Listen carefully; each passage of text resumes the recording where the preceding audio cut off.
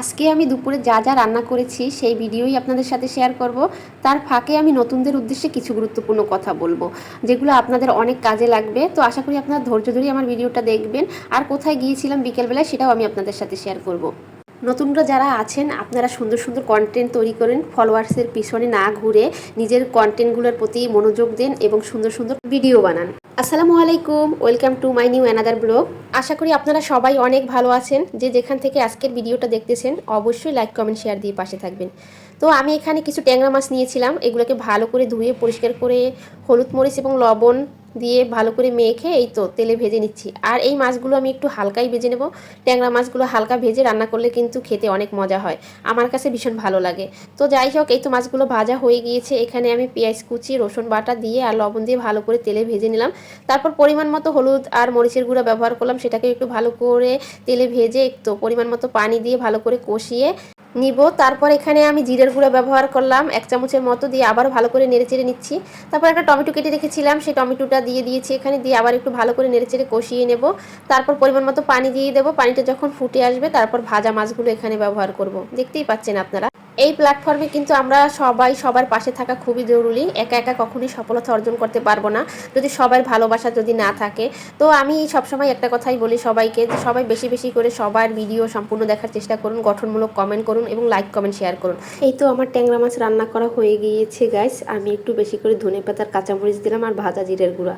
এখন আমি এখানে চিংড়ি মাছ দিয়ে লাউ শাক আলু দিয়ে ঝোল করব, তাই সেটাই ভালো মতন কষিয়ে এই তো লাউ শাকের ডগাগুলো আর আলু দিয়ে ভালো মতন আগে কষিয়ে নেব।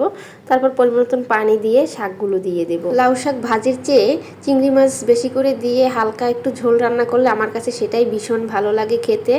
তো যারা নতুন আছেন এই প্ল্যাটফর্মে, যারা কাজ করতেছেন, ধৈর্য ধরে আপনারা কাজ করতে থাকেন, ইনশাল্লাহ সফলতা আসবে। এই তো আমার লাউ শাক রান্না করা শেষ, একটু ধনেপাতা কুচি দিয়ে দিলাম, খেতে আরও ভালো লাগবে। গাইস দেখেন কত সুন্দর হয়েছে। এখন আমি গরুর বুড়িটা ভুনা করব। এটা আগে থেকেই আমি সব মশলা দিয়ে কষিয়ে রেখেছিলাম, 2 দিন যাবত এটা এইভাবেই ছিল। তো আজকে আমি সেটাকে একটু গরম মশলা এবং পেঁয়াজ কুচি বেশি করে দিয়ে একটু কালা ভুনার মতো করে নেব গাইস। এই তো দেখতে পাচ্ছেন। আর ভুড়িটা ভীষণ আমার পছন্দের, আমার না আমার বাসার সবাই খুবই পছন্দ করে, তাই আমি এটাকে একটু মশমশা করে ভেজে নেব। নতুনদের উদ্দেশ্যে একটা কথাই বলবো, আপনারা সবসময় অ্যাক্টিভ থাকার চেষ্টা করুন এবং গঠনমূলক কমেন্ট করুন। সম্পূর্ণ ভিডিও দেখে সবার পরিবারে গিয়ে ভালোবাসা দেওয়ার চেষ্টা করুন এবং প্রত্যেকটা ভিডিওতে আপনারা সুন্দর সুন্দর কন্টেন্ট তৈরি করুন, তাহলে দেখবেন আপনাদের ভিডিও একদিন ফর ইউতে চলে গেছে। তো গাইস দেখুন আমার ভুড়ি রান্নাটা করলাম হয়েই গিয়েছে। এটাকে আমি একবার আস্তে আস্তে করে তেলে ভেজে কালা ভুনার মতো করে নেব। এই প্ল্যাটফর্মে যদি আপনি কাজ করেন তাহলে আপনি কখনোই হিংসা করতে পারবেন না কাউকে। হিংসা বাদ দিয়ে সবাইকে ভালোবাসা দিতে হবে সমানভাবে এবং ধৈর্য ধরে কাজ করতে হবে, তাহলেই আপনি সফলতার দেখা পাবেন এবং ফেসবুকের গাইডলাইন মেনে কাজ করবেন। এই তো গাইস রান্না বাড়া শেষ করে খেয়ে দিয়ে আমরা বিকেলবেলা একটু বের হয়েছিলাম। দেখলাম আকাশটা অনেক সুন্দর আছে, মেঘাচ্ছন্ন। তো চিন্তা করলাম একটু বাহিরে বের হই, একটু ঘুরে আসি, একটু খাওয়া দাওয়া করে আসি। তো তাই আমরা চলে আসলাম জাহাঙ্গীরনগর বিশ্ববিদ্যালয়, যেটা আমার বাসা থেকে খুবই কাছে। তো এখানে আসলাম আমার মেয়েকে নিয়ে। তো আমার মেয়ে তো খোলা জায়গা পেলে খুবই খুশি হয়, সে হাঁটতে পারে, নিজের মতো করে খেলাধুলা করতে পারে। তো ও খেলতেছিল, আমি পাশে এসে দেখতেছিলাম এবং 4-5টা ভিডিও করতেছিলাম। তো ভালোই লাগতেছিল। তো আমরা এখানে বেশ কিছু সময় থেকে চলে গিয়েছিলাম আচার খেতে। জাহাঙ্গীরনগর বিশ্ববিদ্যালয়ের আচারটা অনেক সুস্বাদু হয়।